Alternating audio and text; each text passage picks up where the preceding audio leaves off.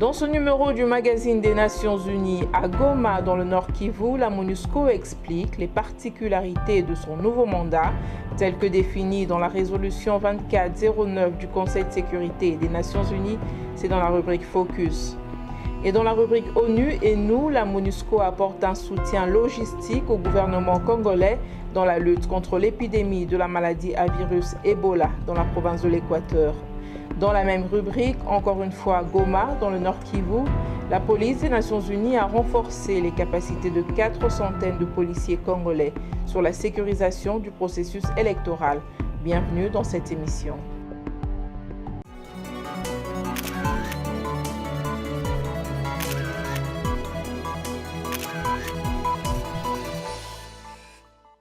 Voilà, ici, on a le fondement. Comment faire connaître le mandat de la MONUSCO voté par le Conseil de sécurité de l'ONU en mars dernier à travers la résolution 2409 à la population congolaise? C'est le but de la campagne de vulgarisation de 2 jours organisée à Goma par la MONUSCO à l'intention des membres du gouvernement provincial, des députés provinciaux, des acteurs de la société civile et de la presse. Il fallait donc vulgariser ce mandat pour que les Congolaises et les Congolais s'approprient de nouvelles dispositions pour notre mission. C'est l'ensemble des Congolais, tous les âges, les jeunes surtout aussi, qui sont l'avenir de demain, pour que chacun sache exactement ce qui va être fait. Les dispositions principales de cette résolution, à savoir la protection des civils, l'organisation des élections et aussi défendre les droits de l'homme de manière générale.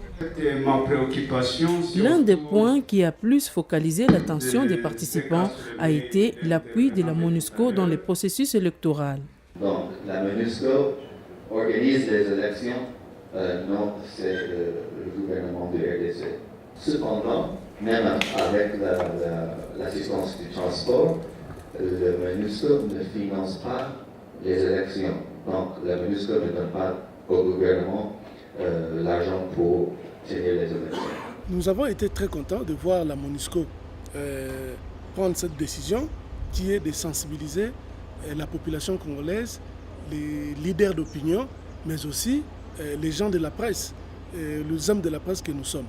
Pourquoi? Parce que jadis, la MONUSCO ou les Nations Unies sortaient ou signaient des résolutions, mais que la population congolaise ne connaissait pas les contenus. Nous croyons que cette résolution qui arrive au moment où la République démocratique du Congo va aux élections, la population congolaise doit connaître et savoir au moins les contenus de cette résolution, qui doit permettre à tout un chacun de connaître ce qu'il peut faire demain ou le lendemain pour qu'il y ait la paix en République démocratique du Congo. Aider à mettre fin aux poursuites judiciaires et au doublement. La MONUSCO a entrepris ses campagnes de sensibilisation sur son nouveau mandat à travers tout le pays.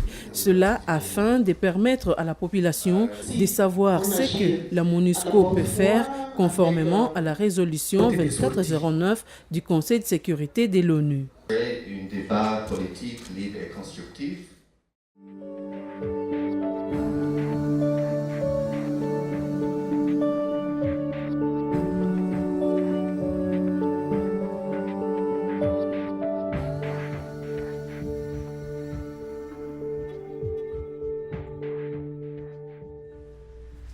Dans l'ex-province de l'Équateur, la MONUSCO, à côté du gouvernement congolais, se mobilise pour la riposte de l'épidémie de la maladie à virus Ebola.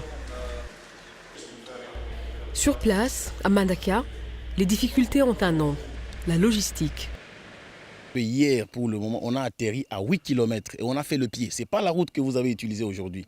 La route que vous avez utilisée aujourd'hui, c'est nous qui avons trouvé cet hélipade.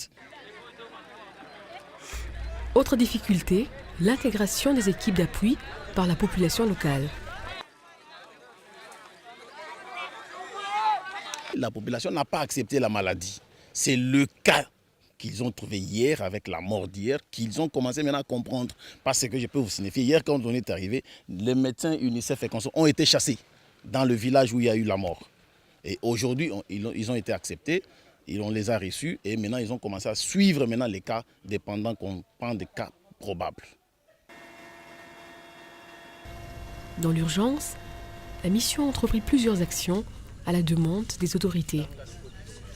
Constat fait par David Grassley, qui a visité les activités de coordination à Mbandaka et celles de riposte sur terrain à Iboko, à environ 180 km au sud-est de Mbandaka.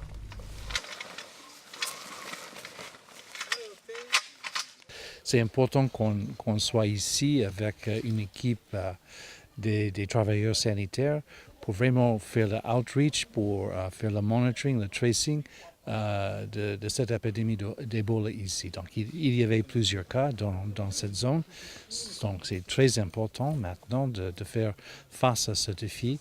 Donc ça c'est la raison pour laquelle on est venu avec tout ce matériel ici. À Iboko également, où la mission construit un camp pour le personnel médical.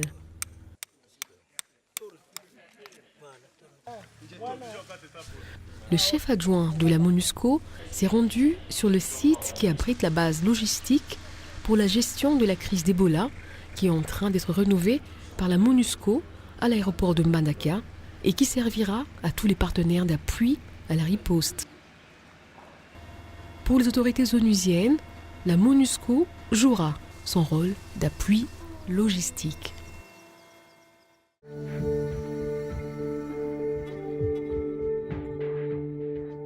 Ils sont 403 exactement, les éléments de la police nationale congolaise, formés par la composante police et de la MONUSCO de Goma, sur la sécurisation du processus électoral.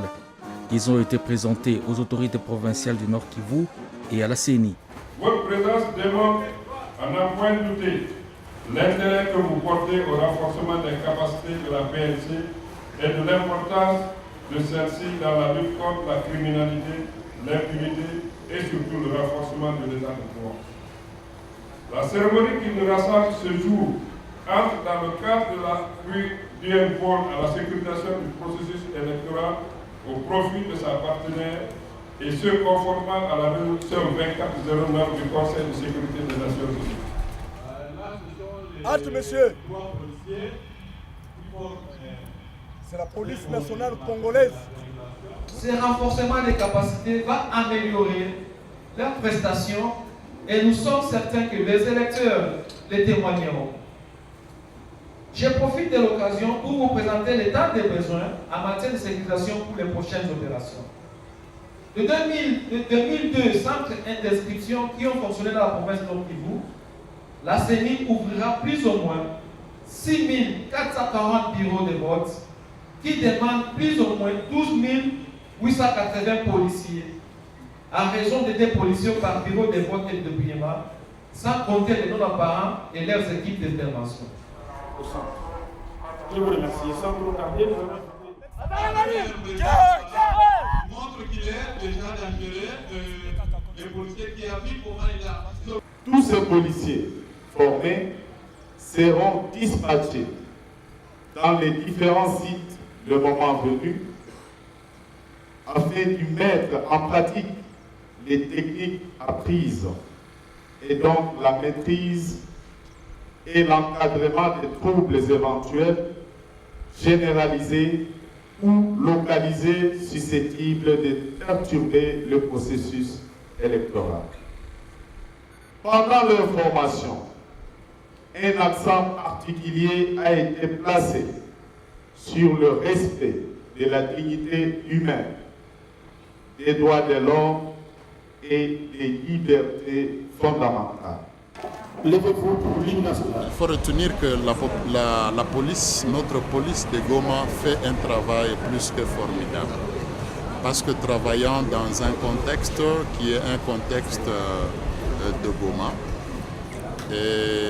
mais depuis beaucoup d'années, nous avons enregistré très peu d'incidents imputables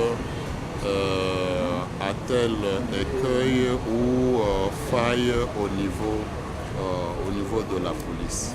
Et quand ils jouissent ainsi de la capacitation, cela va certainement accroître leur capacité et va améliorer le service qu'ils nous rendent, qui est un service de sécurité pour nos populations.